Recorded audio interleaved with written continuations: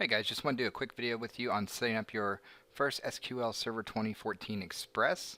Go ahead and double click on the application file, decide where you want to have the file stored at, walk through the wizard, and then I'll show you the next step in the process.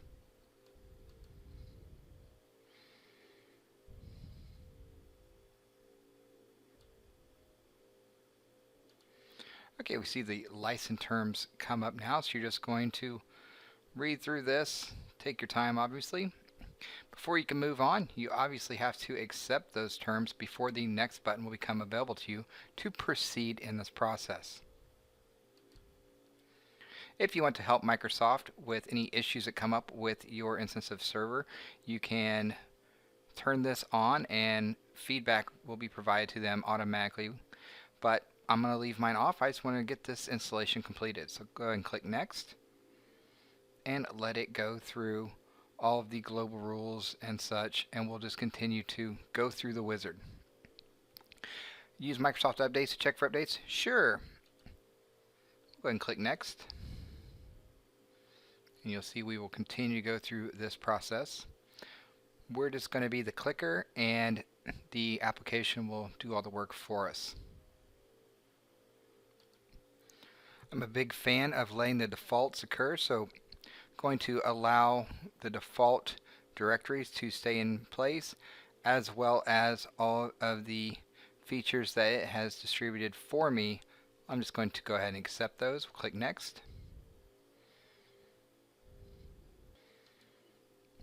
And wait we shall. As you can see, since I'm using a virtual machine, I have not done the Microsoft.NET Framework Service Pack yet to bring mine up to standards from 2008, so I just need to install that and I should be able to rerun this without any issues.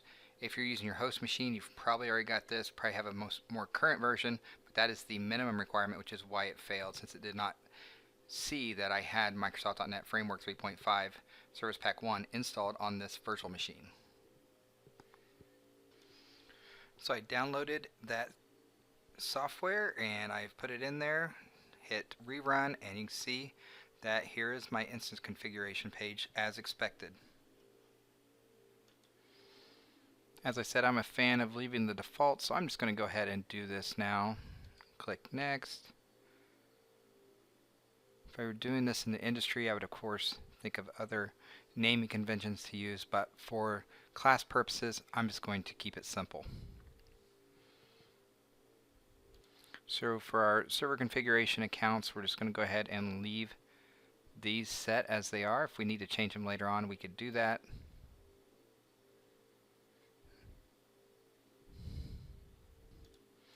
Now, if you recall from your reading, you have different types of authentication modes that we can use.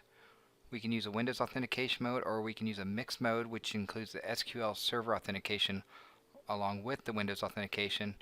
And we can specify a password if we are going to have a server administrator, system administrator account, the SA account, one of those important database accounts you need to know about. We can create that now.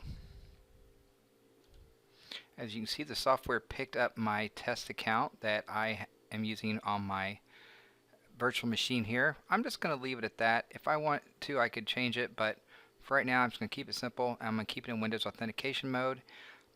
Really no need for me to make a change. I could click Mixed here and I could set up an SA account and have to log in with both my accounts, but since this is the only machine I'm running, I just need to get through the class. I can do everything I need to do with just having this single account that I'm currently logged into right now, which is an admin account anyway. So I can go ahead and click Next, let it go through that. It's set that one up. It's going to recognize that account whenever I want to use this software.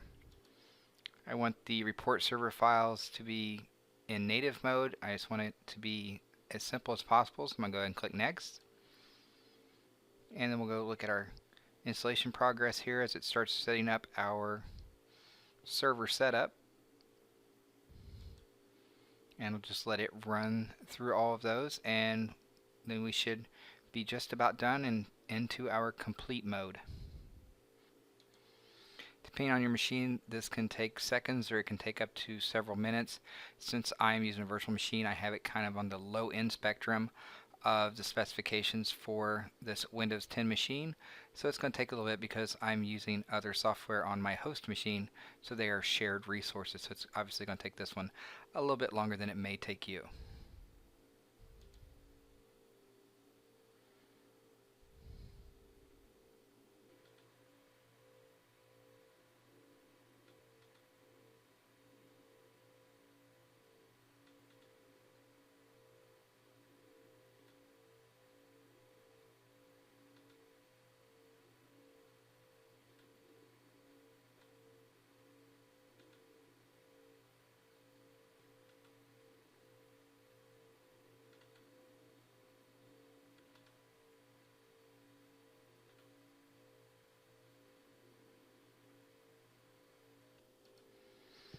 And once everything is complete, you will probably need to do a restart. So go ahead and click OK and allow the restart.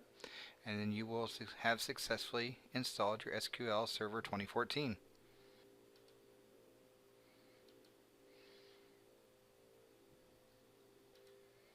I'll go ahead and close this.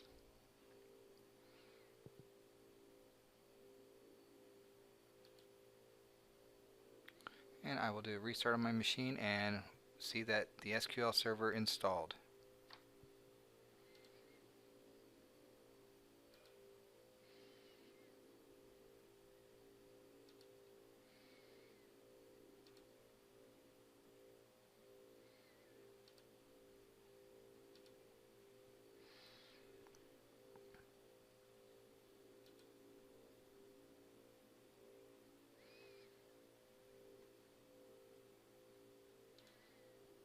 As you can see, now that my machine is booted back up, I have Access 2013 installed as new. My Microsoft Visio 2013 is installed as needed for the course, and the SQL Server 2014 has been installed. And if I scroll down here with the version that we have, you will see that we have the SQL Server Management Studio, which you will become very familiar with throughout the course. So it looks like everything has installed as needed.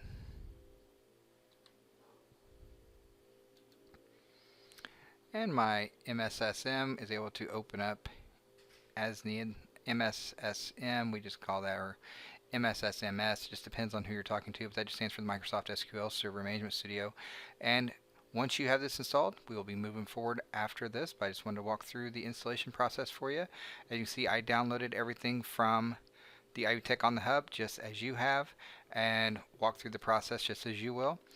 For my Access and Visio, I will need to put in the product keys that were given to me after I made the purchase through Ivy Tech on the Hub. And you will need to do that as well. Otherwise, it will not be an activated product. And we want to make sure that we are legal in what we do, so make sure you install those product keys as soon as you open up your software. Well, guys, I hope the videos helped you and that you have a great semester.